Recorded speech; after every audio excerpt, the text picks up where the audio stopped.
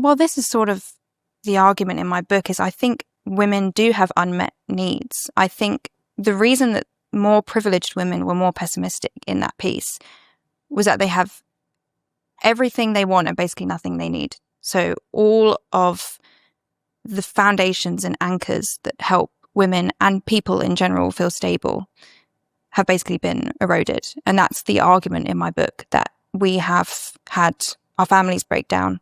We don't know our neighbours. We don't have communities. We are less religious. We're less religious than young men even. So we don't have any of these anchors. And that is why I think when the social media platforms came in, they really destroyed young women, because they offered substitutes and simulations of these things that we didn't have in the first place.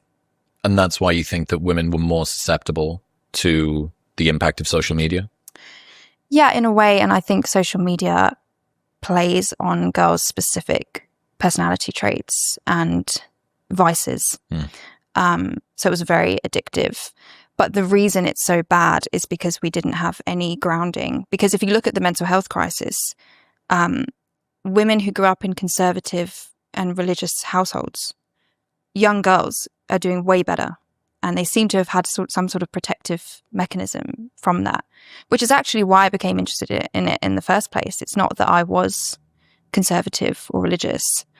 So part of the argument now is that I'm some sort of fundamentalist Christian who's pushing this worldview. But I was looking at the data and thinking there is a pattern here, that liberal women who've raised in liberal households seem to be rootless. They seem to not have anything to hold on to.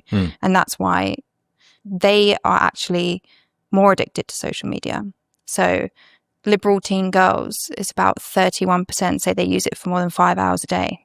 And it's much higher than other groups.